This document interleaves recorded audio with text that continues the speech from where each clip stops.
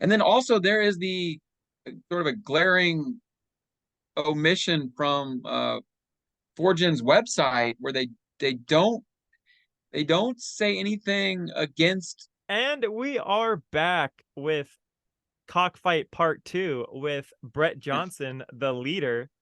So, picking up where we left off, how many protests has Cockfight done? Oh my gosh. I mean, we've lost count now. I mean, I'd have to count. I'd have to count like we have an event page for most of them, but sometimes we were doing so many we just like got behind on even creating Facebook event pages for them. So I would guess we're probably close to 100. I don't know, but Okay, awesome. So, how many states, like, what's your reach as Cockfight? How many states have you gone to? oh, how many states have we gone to? We kind of we're kind of operating in Kansas, Missouri, Oklahoma, and Iowa and Nebraska to a lesser extent. Where we're talking, I mean, and then one year we were in Texas. We did a bunch of events in Texas, college football events in Texas. So and then we got a wing out in Denver. So I'd say you know about 7 or 8 is kind of what we're operating in now. But I mean, we've occasionally done some outside that. Like we were at the American Academy of Pediatrics conference. We did a protest there in New Orleans, and then the one in Orlando. So I mean, we get around. I want to go to the American, the AAP, do a protest in Washington D.C. this October. I've I've got some ideas for that. I want to. I just bought. This is a kind of a breaking news. I just bought like a bunch of these bullhorns that are on sale right now on Amazon. I guess it's like part of the Prime deal or something. I don't know, but I want to put a bullhorn in like like dozens of people's hands at the AAP conference. If you've never been to that, you guys got to go. I was just like, there's like 10,000 pediatricians at these things from all over the world, but mostly American doctors, and it's a huge event, and it's one of the. I think it's probably the biggest. Or it used to be. I don't know what it is now. After the pandemic, it's anybody's guess what it's going to be like. But before, we would have like 100 detectives protesting these conferences. So it's kind of like a big activist reunion and networking event. You meet so many people. It's a lot of fun. You got to go once and make a lot of friends. And you just from whenever you go from after that you'll have all these contacts all around the country. But anyway, I want to just put bullhorns in like as many every corner of the complex where they do these conferences. They're massive places usually. I just want to have some back to the board just screaming at these doctors. I thought that would be amazing. Just drive them crazy. Of course, well, crap. Yeah, some places don't allow amplified sound, but we got away with it in Orlando. Anyway, I just realized I was sitting down, my bad. oh well, Yeah, I was I don't I even was remember what. in I was intently listening to you. My apologies. Um, Every one of your questions makes me go off on a tangent about what we're up to and what we're thinking about. We've got so many ideas, and uh, our problem now is we don't have enough people that are full time. So we just like I'm still working a day job, so I'm hoping to be full time in with Cockfight soon. We'll see, but gosh, there's so many things. We have so many ideas and just it really our time is holding us back. So if you want to, if anyone out there has extra time and would like to help us, we get a hold of us, contact us. We'd appreciate the help. that's I was actually going to ask that. So, how would somebody contact you if they wanted to join Um, Cockfight? Is there like an just application process? no, not really. No, you could just email me Brett@cockfight.org or just on Facebook. I'm on there. Brett Johnson on Facebook, and we have a private. We have sort of a private Discord. It's not Discord. It's a software running on our own server that where we do our planning and brainstorming and stuff on there. And so if I feel like it's a we'll chat with you, and if I feel like it's a good fit, we'll invite you to join our little private Discord. It's so private, guys, that I'm not even on it. So so this is the third and final fan question. What is your opinion on Foregen? Oh man, you don't shy away from the controversial questions. I like that. Fortune, I gotta say I am skeptical of Fortune. Uh I mean obviously if they could create that technology, that'd be fantastic, but I really I I really don't I know there's a lot of advances being made in technology, with AI and everything, but I really feel like regenerating tissue so that um and including the nerves and then wiring them up to your existing nervous system is pretty far out in the future, in my estimate. So if I'm wrong, I'd like to hear, uh, hear why I'm wrong, and I'd like to be proven wrong on that. But I just feel like, um, yeah, they may be able to regenerate the tissue, but would it have any sensation? Like, would it be remotely close to what actual foreskin would be like with the, we talk about how there's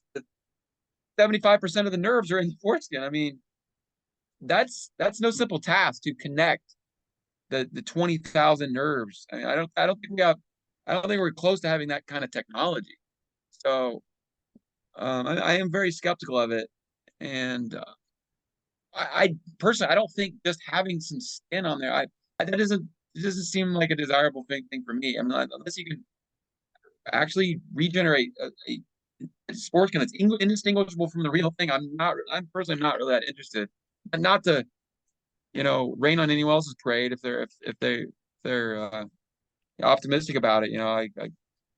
And I'd like to be proven wrong. And then also there is the sort of a glaring omission from Forgen's website where they don't they don't say anything against infant circumcision or the forced circumcision of minors. They don't say any they don't say that they're ethically opposed to that.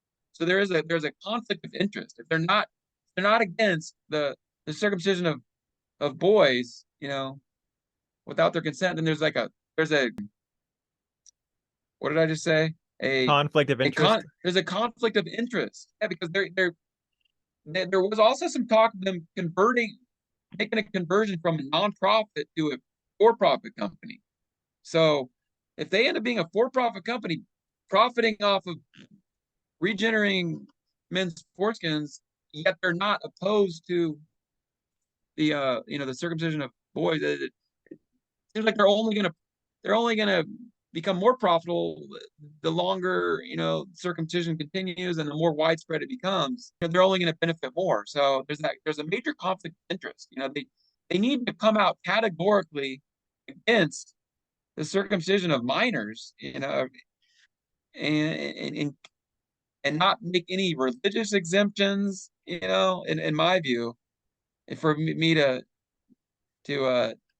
take them seriously or consider them to be an ethical organization. So I'd love to be proven wrong on both of those points, because it does seem like a very cool concept. We all love, technology, and it's exciting to hear about new developments and stuff. But those are two red flags to me, that I feel like they need to be reconciled first before Okay, they should be adopted into the activism movement. And anyway, go ahead. so if Forgen came out with this technology, what would you would you be willing to pay the Oh, $11,000 or $20,000, whatever, to go fly to Italy and go have it done knowing that it's relatively new, would you do it?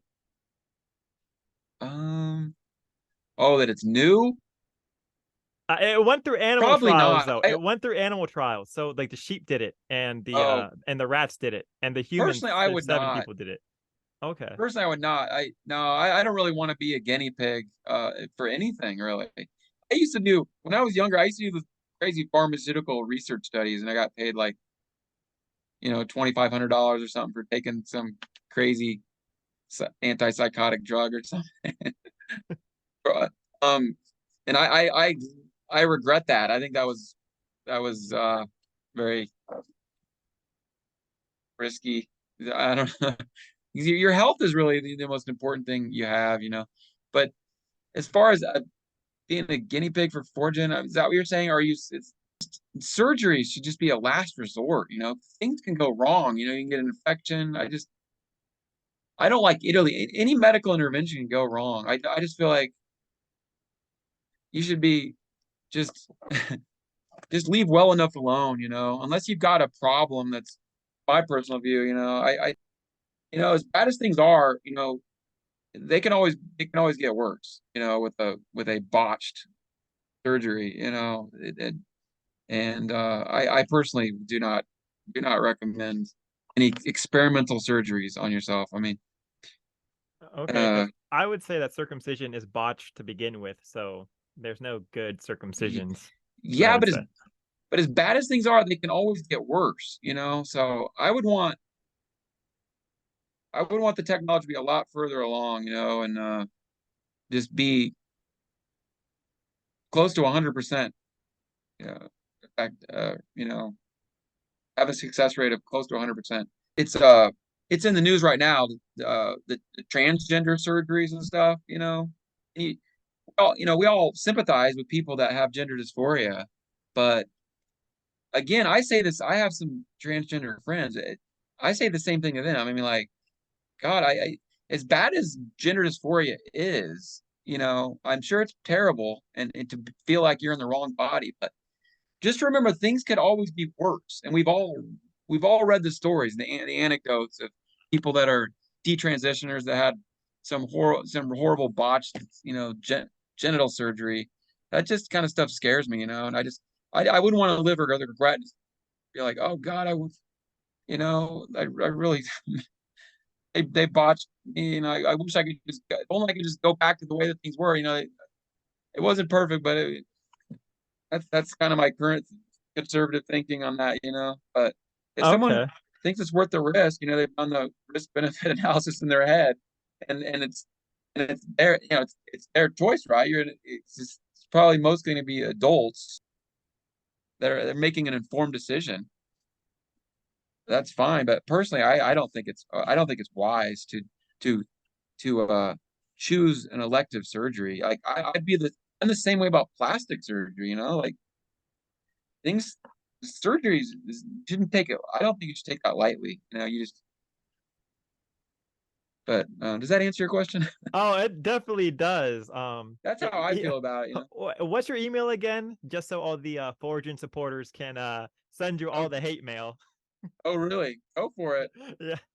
No, I'm just Brett at kidding. I'm just kidding. cockfight.org. Awesome. Yeah. Oh, so how much does a protest for Cockfight usually cost on average, since you're doing like hundreds of these?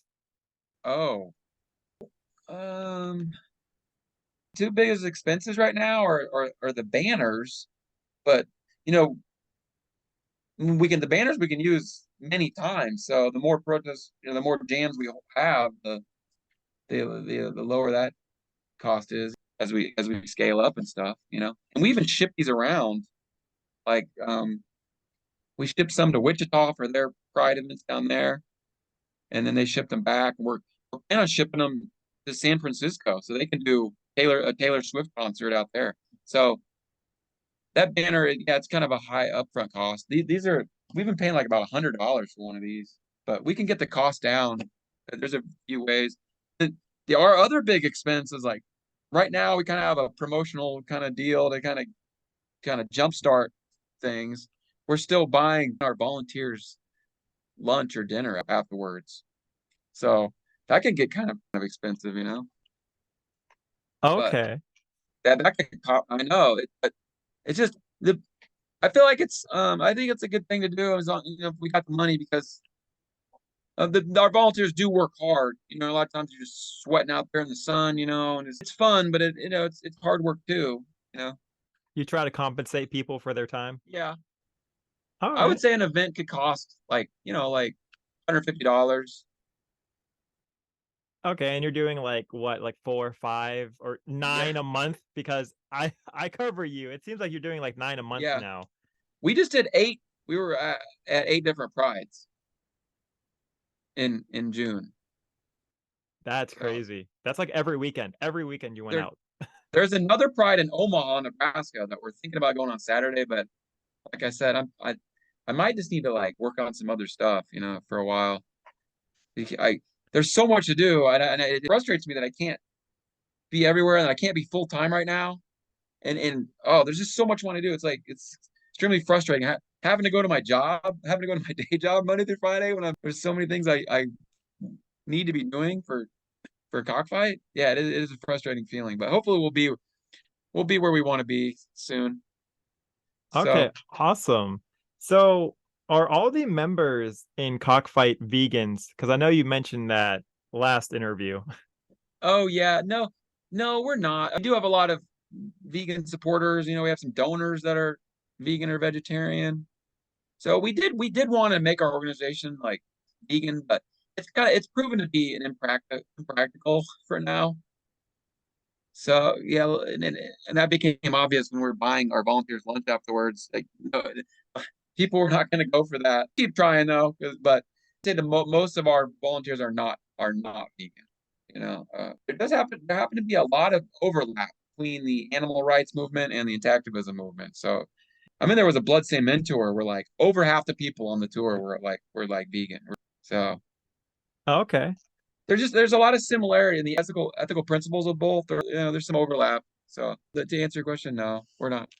So, Brett, since we are running out of time, do you have anything like last things you'd like to tell your fans and people listening? Yeah.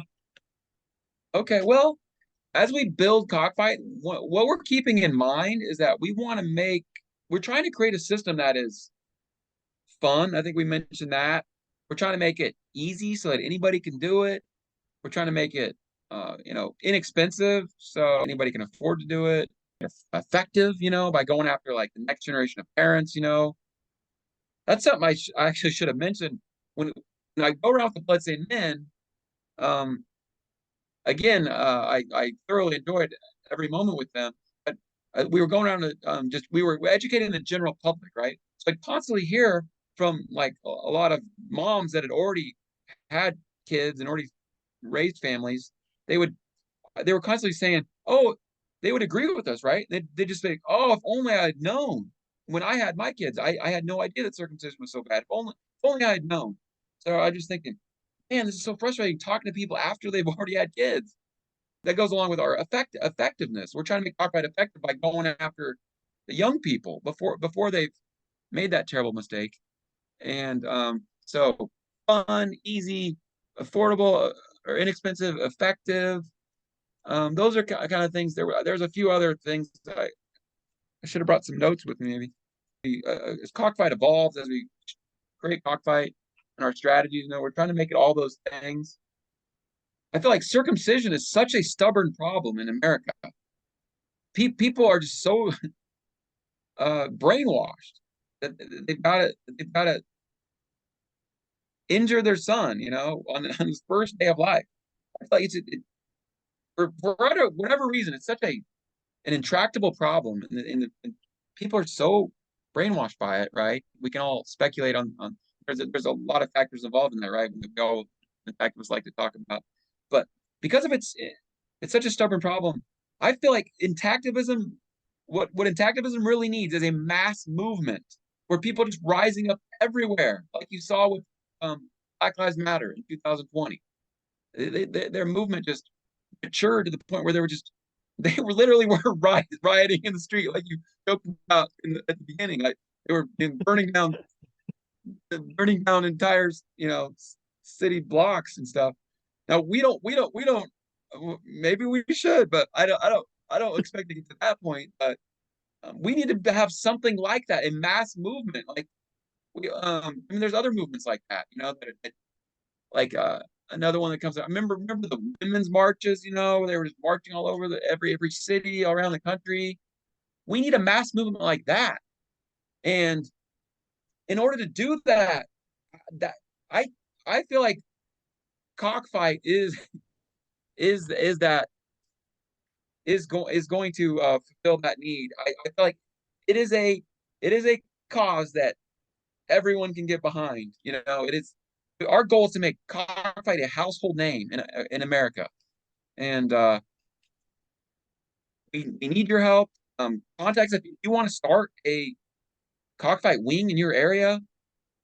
We're trying to roll those out.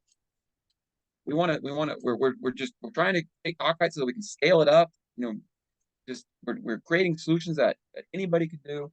Yeah, I that sounds really good. Yeah. Yeah, that's what we're working on. That's what we're working towards, and we're Yes. not. Yeah, go ahead. Brett, I appreciate having you on once again for a second time. Thank you for the interview and your time. You're welcome, Potts. Yeah, thanks for having me on. Thanks for thinking of us. I appreciate all of our fans out there. We'd love for you to get involved. I apologize if I shared a view that is different from someone else on one of these topics, but you know, uh, I think it's important for us all to be honest about our views and talk openly, not censor ourselves. That's a healthy that movement, or when ideas can be exchanged freely without worrying about upsetting anyone. Or so if I'm wrong about anything, I want to be the first to know it so that I don't have to hold a misinformed view any longer than necessary. If you enjoyed that interview and would like to hear more from Brett Johnson, please let me know by leaving a comment. And if you would like to support Cockfight's mission, please consider going through my Amazon commission program so a portion of your purchase can support intactivist groups. This month of July is Cockfight month. We change intactivist groups every month, so please consider subscribing so you don't miss the next vote. Thank you for watching.